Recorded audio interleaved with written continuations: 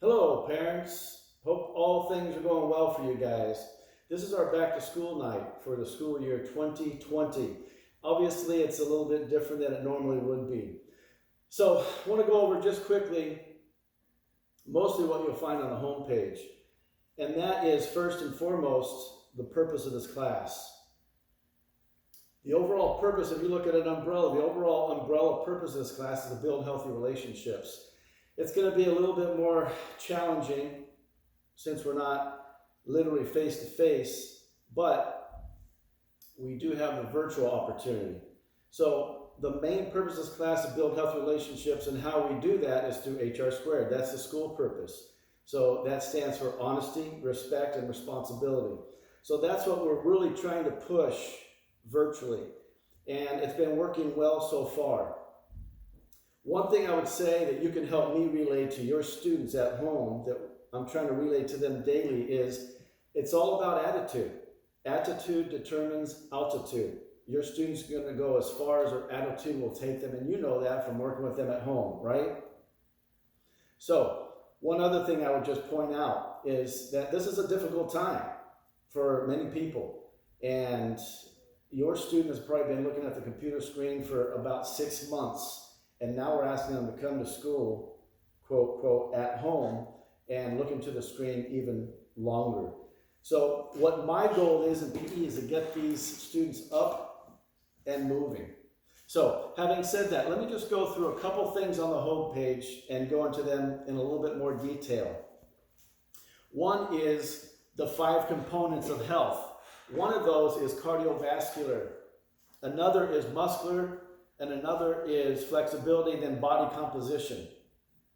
So we're talking about strength, we're talking about health. One other thing I'd like to mention too is we have talked about personal hygiene. So at the end of most days, I'm going to ask your student to actually go get into the shower. And there's no better time to teach that than now in middle school. So we will have a lot of different things going on during class, but at the end of each class, we'll ask them to go take a shower. Another thing I'd like to point out is the student discipline. The way I'm going to do discipline is a little different than the way I would do it if we were face-to-face live. The way we're going to do discipline is keep it real smooth, real simple. There's going to be times where I'm talking to your student and all of a sudden, everything's going to freeze. It happens almost every day. They're going to be saying something important and they're just going to freeze. There's been times where my whole page goes away.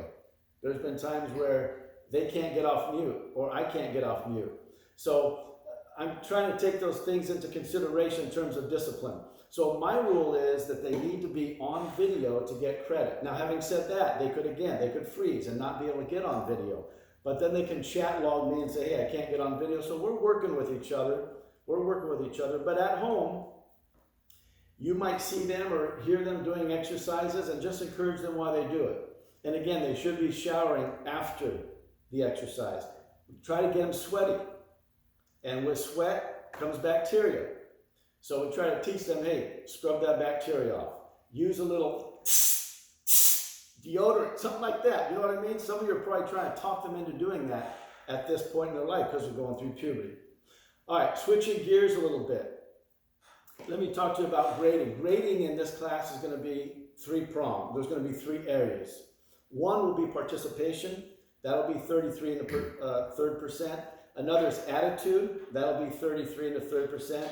And then lastly, the written test will be 33 and a third percent. So if your student, and I haven't had any problems with any students up to this point, some are a little bit chatty on the chat log, but usually if I say, hey, quit being so chatty and make it PE related, usually they're redirected pretty easily.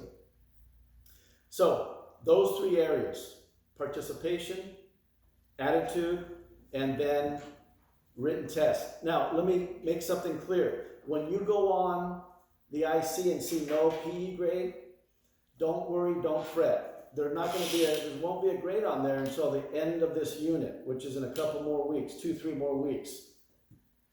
I don't want to test them on something I haven't taught them yet. So usually what I do is at the very end of the unit, I will give them a written test. And they know from the videos they're watching what they will be tested on.